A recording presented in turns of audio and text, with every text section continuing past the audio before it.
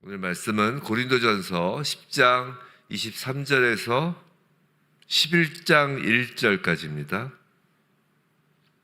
10장 23절에서 11장 1절 우리 한 목소리로 함께 읽도록 하겠습니다. 모든 것이 가하나 모든 것이 유익한 것은 아니요 모든 것이 가하나 모든 것이 덕을 세우는 것은 아니니 누구든지 자기의 유익을 구하지 말고 남의 유익을 구하라. 무릇 시장에서 파는 것은 양심을 위하여 묻지 말고 먹으라. 이는 땅과 거기 충만한 것이 주의 것임이라. 불신자 중 누가 너희를 청할 때에 너희가 가고자 하거든 너희 앞에 차려놓은 것은 무엇이든지 양심을 위하여 묻지 말고 먹으라. 누가 너희에게 이것이 재물이라 말하거든 알게 한 자와 그 양심을 위하여 먹지 말라. 내가 말한 양심은 너희의 것이 아니요 남의 것이니 어찌하여 내 자유가 남의 양심으로 말미암아 판단을 받으리요. 만일 내가 감사함으로 참여하면 어찌하여 내가 감사하는 것에 대하여 비방을 받으리요. 그런즉 너희가 먹든지 마시든지 무엇을 하든지 다 하나님의 영광을 위하여 하라. 유대인에게나 헬라인에게나 하나님의 교회에나 거치는 자가 되지 말고 나와 같이 모든 일에 모든 사람을 기쁘게 하여 자신의 유익을 구하지 아니하고 많은 사람의 유익을 구하여 그들로 구원을 받게 하라. 내가 그리스도를 본받는 자가 된 것 같이 너희는 나를 본받는 자가 되라. 아멘. 이 새벽에 이 아침에 예배에 참여하시는 모든 성도님들에게 말씀을 깨닫고 또 깨달아진 말씀이 삶 속에서 능력으로 드러나는 은혜가 있기를 주님의 이름으로 축원합니다. 자, 지난 시간에는 좀 한 며칠 지났으니까 금요일 날 하고 며칠 지났으니까 보면 이제 그 지난 시간에는 고린도전서 그 10장 오늘 보면 그 앞절에서는 그 어떤 길, 즉 어떤 명절 때 우리가 하는 그 어떤 전통적으로 했던 뭐 제사 그런 것을 하지 말아야 한다라는 것을 강조했어요.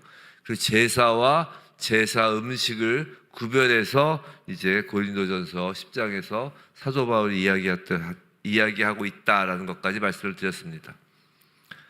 자, 오늘은 이제 그 제사상에 올랐던 음식을 가지고 이제 사도 바울이 말하고 있는 것이에요.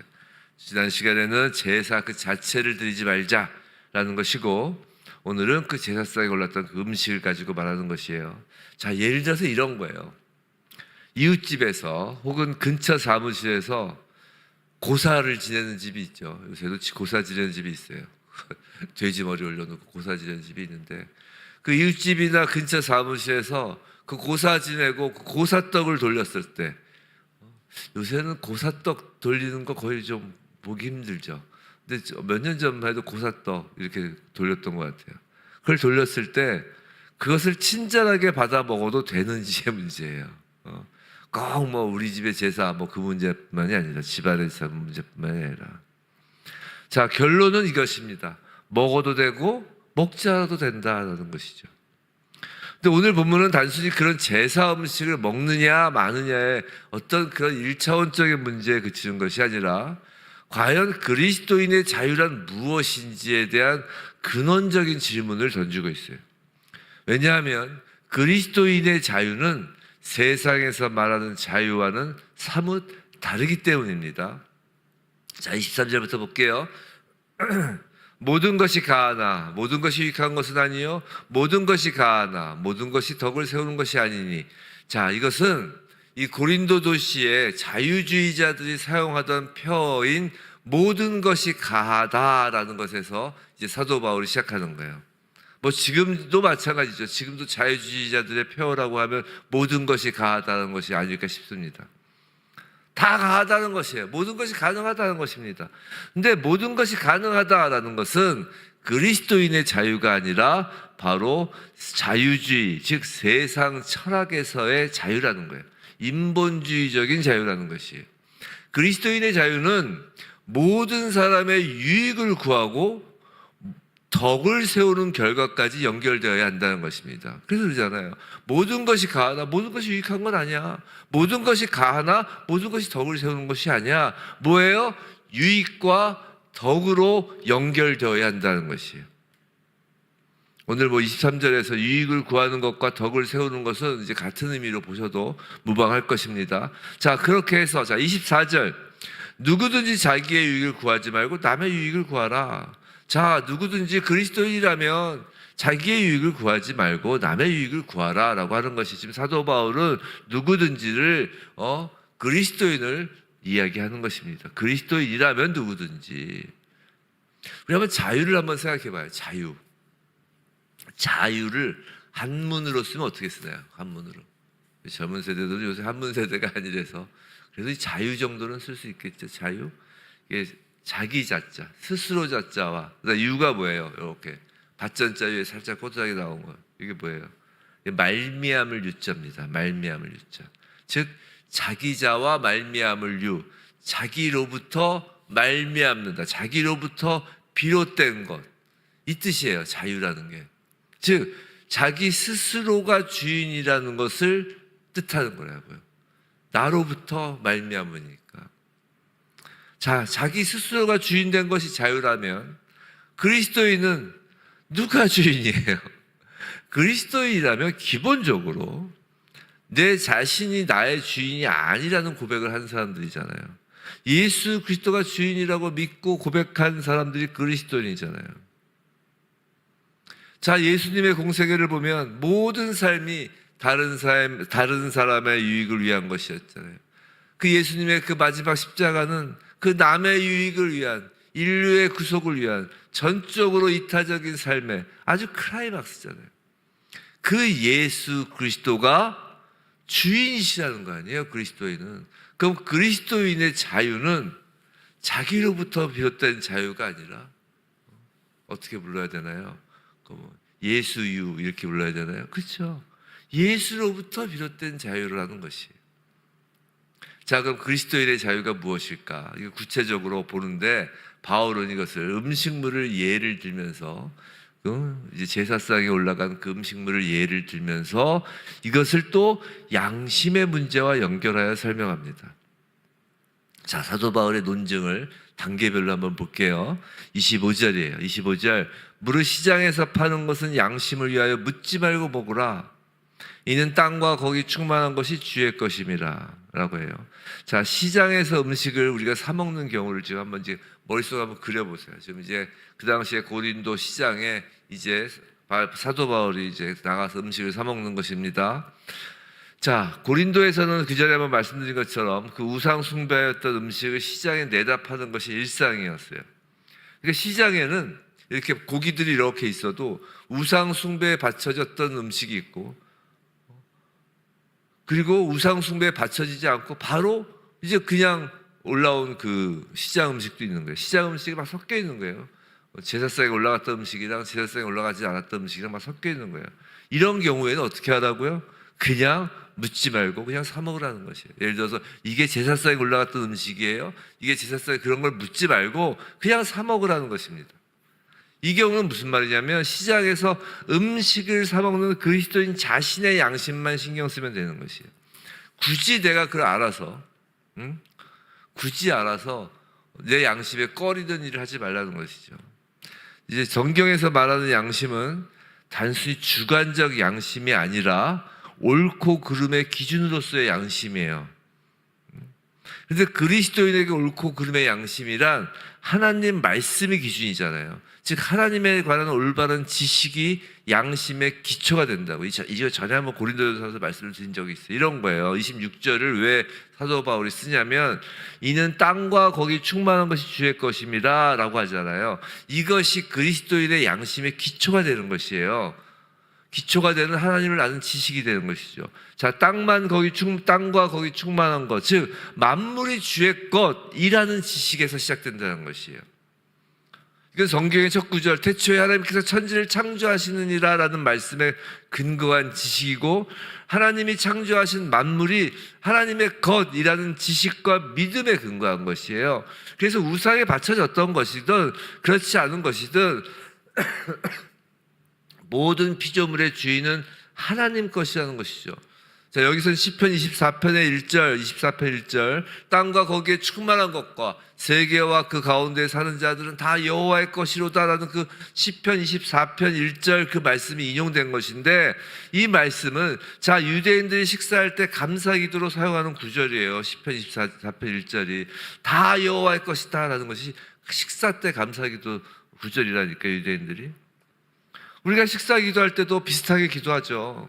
모든 음식이 하나님께서 주신 것이기에 식사할 때 감사 기도를 하는 거잖아요. 하나님이 주인이신 음식, 하나님이 주신 것, 하나님 것은 무엇이든지 먹어도 되는 것이고, 그리스도인의 피조세계에 관하여 갖는 그 양심은 기본적으로 모든 것이 주님의 것이라는 마음, 믿음의 지식에 터 잡고 있다라는 것이에요. 이런 믿음, 신앙의 양심은 그리스도인이 이 땅에서 살아갈 때 갖춰야 할 매우 중요한 믿음의 시작이죠. 한번 이런 예를 들어볼까? 이게 얼마나 중요한 지식이며 믿음의 시작인지.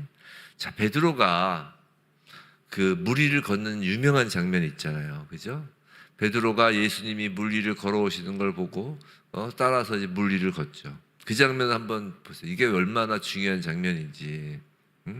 자, 그때 오라 하시니, 제가 한번 읽어드릴게요. 마태복음 14장인데 제가 한번 읽어드릴게요. 자, 오라 하시니 베드로가 배에서 내려 물 위로 걸어서 예수께로 가되 바람을 보고 무서워 빠져가는지라 소리질러 이르되 주여 나를 구원하소서 하니, 예수께서 즉시 손을 내밀어 그를 붙잡으시며 이르시되 믿음이 작은 자여 왜 의심하였느냐 하시고라고 하죠. 자, 예수께서 베드로를 건져주시며 왜 믿음이 작은 자여 의심하느냐라고 하셨을까요? 왜 그러셨을까요? 자, 여기서 믿음은 뭐예요? 자, 분명히 성경은 베드로는 바람을 보고 무서워 빠졌다고 기록한다고요. 근데 예수께서 지금 물 위를 걸으신다는 것은 무엇을 보여주신 거예요? 예수께서 천지 만물의 주인이심을 몸소 보여주신 거잖아요. 베드로는 이 사실을 잘 모른 거예요. 그냥 예수님이 물 위를 걸어오는 것이 신기한 것일 수는 있지만, 예수께서 그 바다와 바람의 주인, 천지 만물의 주인심을 몰랐던 거예요. 자, 바람의 주인이 예수님이고 그 예수님이 함께 하시니 두려울 것이 없다라는 믿음이 생겨야 하는데, 바람과 바다의 주인이 예수님이란 지식이 없었기 때문에 그 바람에 두려워한 거라고요. 사랑하는 성도 여러분, 세상 속에서 우리를 두렵게 하는 모든 것들이 실상은 하나님께서 창조하시고 주인이신 세상 속의 일들이고 문제들이에요. 그 문제의 해결책을 세상에서만 찾으려는 것은 너무도 어리석고, 그래서 지식 없음, 어리석다는 것이죠. 어리석고 믿음 없음이에요. 세상 속에서의 문제, 일들의 해결책은 그 세상을 창조하시고 주인이신 주님으로만 궁극적 답을 얻을 수 있는 것이, 그 창조주, 만유의 주제이신 예수 그리스도가 우리와 함께 하시는데 두려워할 것이 없어야 한다는 것입니다. 우리 마음의 기초는 바로 만물의 주님이 예수 그리스도이시고 그리스도 예수가 우리와 언제나 함께 하신다는 믿음입니다. 주님 안에서 우리도 바다 위를 그래서 걸을 수가 있는 것이, 세상이란 그 바다에 빠질 것을 두려워하는 것이 아니라 세상을 창조하신 분과 함께 언제나 샬롬, 평강을 누리는 존재가 바로 그리스도인입니다. 이 진리를, 이 지식을 오늘 하루 남은 평생 잊지 않으시길 정말 간절히 기원합니다. 자, 그 다음 단계예요. 27절, 28절. 27절. 자, 이건 시장의 25절에서 이야기와 크게 다르지 않아요. 자, 아무도, 무슨 말이냐면, 불신자 중 누가 너희를 청할 때 너희가 가고자 하거든 너희 앞에 차려놓은 것은 무엇이든지 양심을 위하여 묻지 말고 먹으라. 무슨 말이냐면, 아무도 음식의 출처를 말하지 않았다면 굳이 가릴 것이 없다, 다 먹으라 있는 거예요. 모든 것이 주님의 것이라는 것입니다. 그 양심으로 먹으면 됩니다. 근데 28절의 경우가 지금 문제예요. 자, 누군가 자, 누가 너에게 이것이 재물이라 말하거든이에요. 누군가 그런데 그 음식이 우상의 제단에 올려졌던 재물이라고 말하고 그 말을 들은 그리스도인의 행동을 주시하는 경우라는 것이에요. 자, 그리스도인을 초청하고 나서 딱 식사 자리에 앉았는데 이거 우상의 제물이에요 라고 굳이 말하면서 그리스도인을 이렇게 보는 거예요. 너 이 사이 먹나 안 먹나, 그 얘기인 것입니다. 그렇게 그리스도인을 초청하고 그 얘기를 하면서 그리스도인이 먹나 안 먹나를 지켜보는 사람은 그럼 그리스도인이겠어요? 아니겠어요? 아닌 거예요. 그리스도인이라 하여도 그 사람은 약한 자인 거예요. 그래서 믿음이 약한 자라 이 우상 제단에 올려진 제물조차 비조세계에 속한 주님의 것이라는 그 진리를 모르는 거예요. 그래서 굳이 그것이 제물인 것을 밝혀서 그리스도인이 먹나 안 먹나 보는 거라고요. 그래서 28절에서의 양심은 이 지금 그리스도인의 양심을 이야기하는 것이 아니라 음식의 출처를 말해준 그 사람의 양심을 의미합니다. 그래서 29절에서는 그것을 뭐라고 지칭하냐면 29절에서는 너희 것이 아니요 남의 것이라고 지칭한 양심이에요. 남의 것. 그러니까 그 사람 거라는 거예요. 그거는. 근데 그 사람은 26절에 그 진리를 지금 알지 못하는 것이죠. 모든 것이 주의 것이라는 진리를 알지 못해요. 그의 양심이란 것이 아직 진리가 자리 잡지 못한 마음이라는 것이. 아까 뭐라고 그랬어요? 진리가 옳고 그름에 대한 정함이라고 그랬잖아요. 근데 그 기준, 옳고 그름은 기준이 있어야 되는데 하나님을 모르니까, 하나님을 아는 지식이 없으니까 그 양심이란 것도 진리가 자리 잡지 못한 양심이라는 것이죠. 그 경우에는 어떻게 하라고요? 그 사람의 양심에 맞춰주라는 거예요. 재물임을 알게 한 그 사람의 연약한 양심을 거스르게 하는 것이라면 굳이 먹지 말라는 것입니다. 29절에 내가 말한 양심은 이렇게 이야기하죠. 내가 말한 양심이란 28절에서의 양심을 말하는 것으로서 남의 것, 즉 믿음이 약한 자의 양심을 뜻하는 거라는 것이죠. 이게 제사상에 올라간 음식이라는 것을 말하면서 먹나 안 먹나를 지켜보고 있는 그 사람의 양심이라는 거예요. 29절 이제 그 후단부인데요. 29절 후단부부터 30절을 그냥 읽으면 해석이 어려워요. 이거는 이제 자기 스스로가 믿음이 강한 자라고 하면서도 자유주의를 추구하는 자들의 항변입니다. 자, 이런 것이 29절 후단부를 보면 이런 거예요. 어찌하여 내 자유가 남의 양심으로 말미암아 판단을 받으리요? 만일 내가 감사함으로 참여하면 어찌하여 내가 감사하는 것에 대하여 비방을 받으리요? 자, 먹어도 된다. 뭐 이렇게 주장을 하면서 이런 항변을 하는 것입니다. 자, 바울 선생님, 그렇다면 내 자유가 남의 양심으로 판단을 받는 것이 옳다는 건가요? 지금 사도 바울은 뭐라는 것이에요? 남의 양심에 맞춰주라는 거 아니에요. 근데 지금 소위 말해서 믿음이 난 강해 라고 하는 자유주의자들의 이야기는, 자, 내 자유가 그렇게 남의 양심으로 판단받는 것이 옳다는 거예요? 라는 것이에요.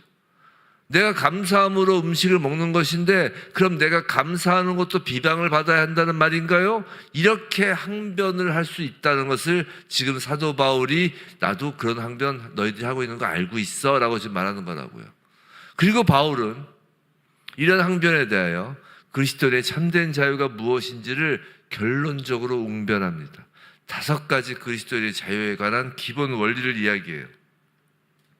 그런즉, 자, 너희가 그렇게 이야기한다고, 너희 자유주의자들 그렇게 이야기한다고, 그런즉 31절 무엇을 하든지 다 하나님의 영광을 위하여 하라는 것이에요.